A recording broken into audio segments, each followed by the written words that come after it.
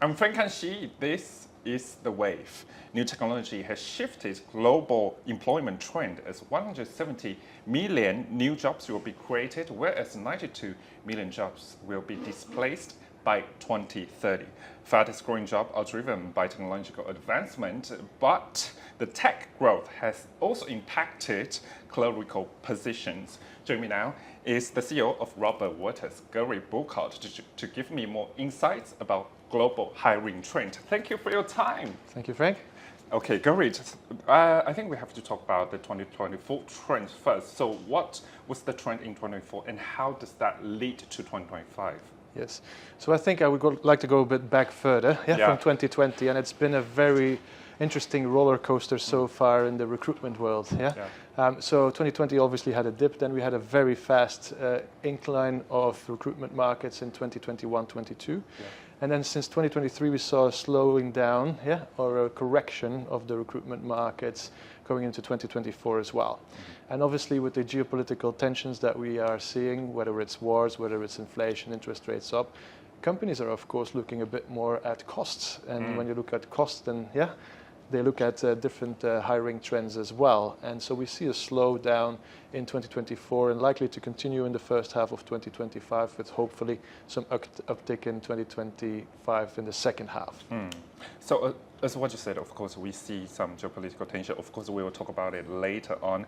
What new administration from the United States, yes, we talk about it. But actually, according to World Economic Forum's report, there's a very important trend here because the tech-savvy jobs still there. I mean, the employers, they still want to get tech-savvy talents to get in. But how about the clerical positions? I mean, administrative position there. What should they do? Because it's an alarming message to them. How can they get up with the trend? Or they might be disqualified in the market. Yes, and I think it's the responsibility of everybody to educate themselves, of course, on the new digital tools that are available. And you don't have to be a software programmer to have a good basic understanding where AI can be relevant in your world to either make you more effective or more efficient in your day-to-day work. So I think lifting yourself over the threshold of not being scared of AI is an important feature to have. I think as the world gets more remote and globalized, I think it's also important to make sure that you are good at program management or project management. And there's a lot of tools on the market freely available to help you in that, for example, a Trello or other applications that you can use for that. And I think the third piece is language capability. We truly believe that the human relationship will still be central despite all the technology advancements. And if you want to be able to do that in a globalized world, and especially from a Thai perspective, I think it's important to have language skills in Mandarin, Korean, Japanese, apart from your English capabilities. So I don't think people should panic. I think they should just upskill themselves.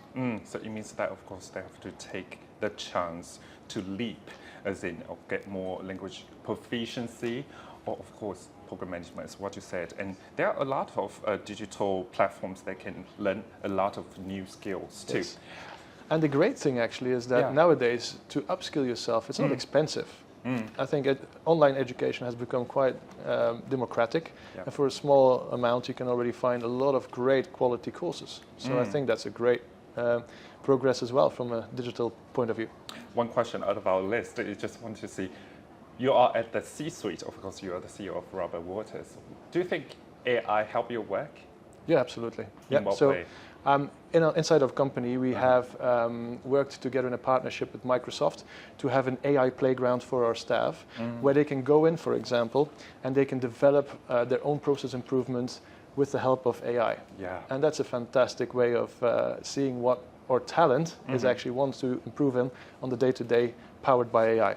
And we're very keen on developing that further over the time. Yeah, me too, actually. As a journalist, of course, we have to use AI, but with the ethical manners. Absolutely, and that's why we do it in a safe playground rather than just on an open platform. Right, back to our trend here, because actually I got a data from one online recruitment platform. 3 in 5 people worldwide plan for new jobs hunting, but they think the job search will be quite difficult too.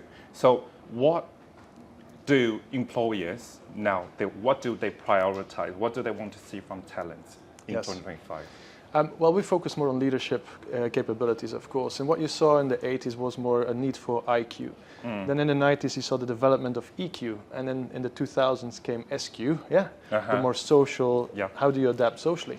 And now what you see is more need for people who are able to live in an AQ world where you can deal with adversary.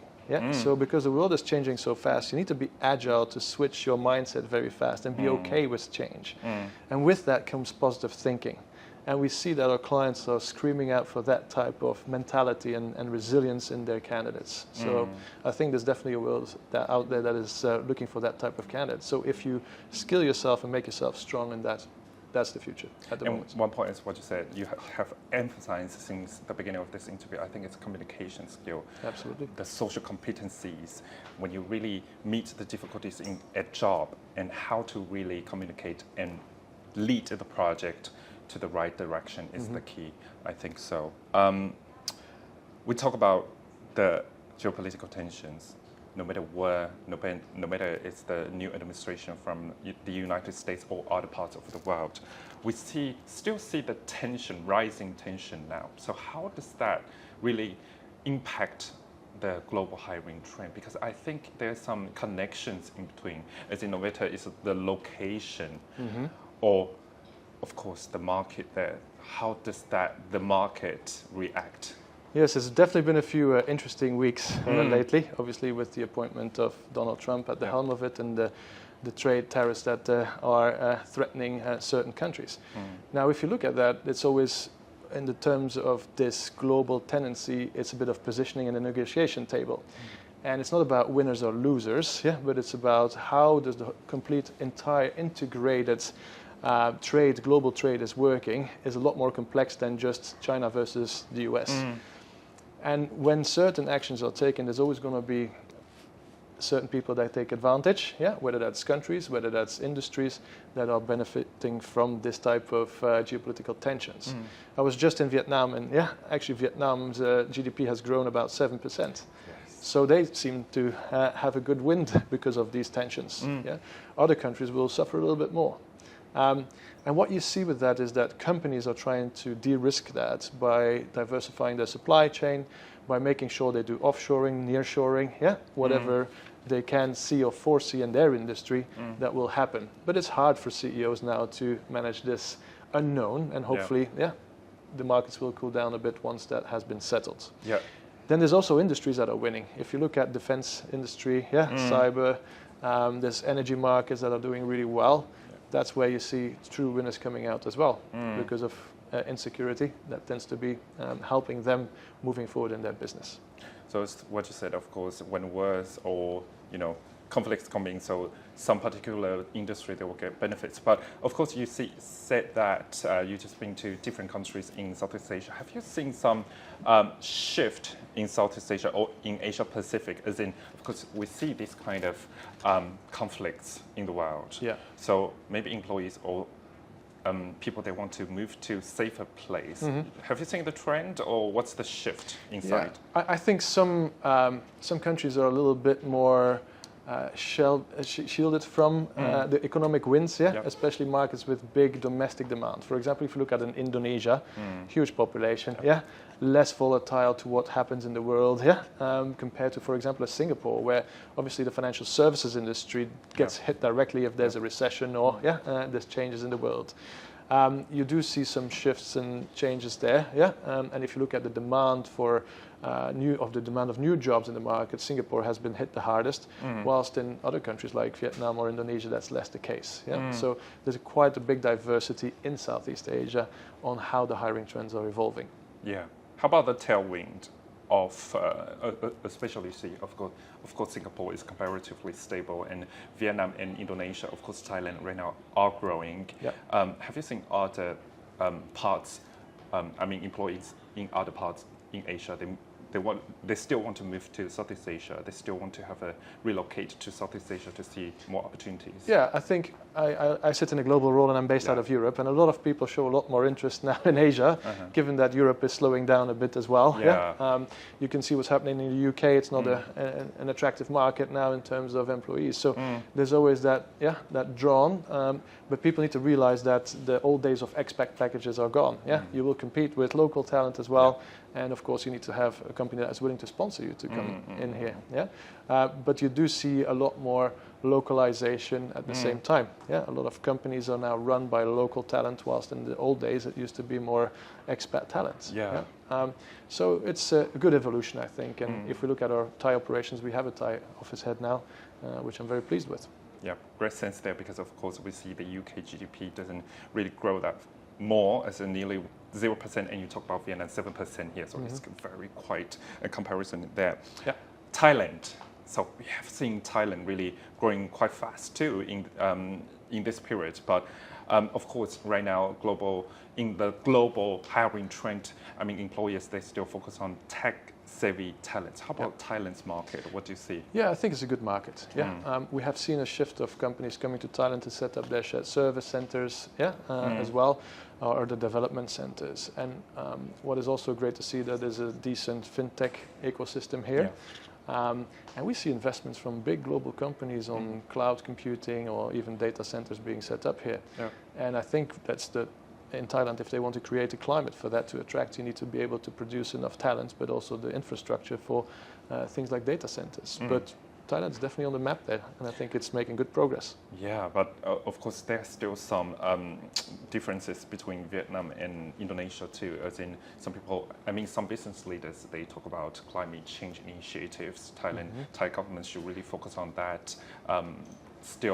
Thailand still have the geographical advantages there, because it's in the middle of Southeast Asia, for example. So what do you see about Thailand, especially, of course, you have been to Vietnam, you have been to other countries this time. What's the advantage and disadvantage this time for you when you come to Thailand to see the part? Okay, well, I think where Indonesia and Vietnam have the advantage of a growing young population, Thailand has a bit of an aging population. So I think if you look at countries that are facing these kind of issues like Taiwan, or you see, for example, Japan, is by opening their borders more to skilled talent to come in and help out. And I think the smart countries do that. If you see what's happening in the UAE, if you see what's happening now in KSA, in the Kingdom of Saudi Arabia, they understand that if they want to grow the country and boost that economy, sometimes it's okay to bring in skilled talents to help you out with that. And of course, Thailand is going to keep growing, but if they want to accelerate, I think that's one of the key changes that they could unlock if they're willing to go there. Yeah, streamlining regulations for skilled talents. Absolutely. Of course, Thailand still has the very good position here, as in geographically, financially in Thailand too. So let's see what we can do in 2025. And thank you for your time to give us the insights about the global hiring trend, and of course the geographical tension, geopolitical tensions, of course, and the rising tensions in between, and how the talents should go forward in the future. Okay, thank you for your time. Of course, CEO of Recruitment Waters, Gerrit Bouckaert here. Thank you so much. Thank you, Frank. More news to come.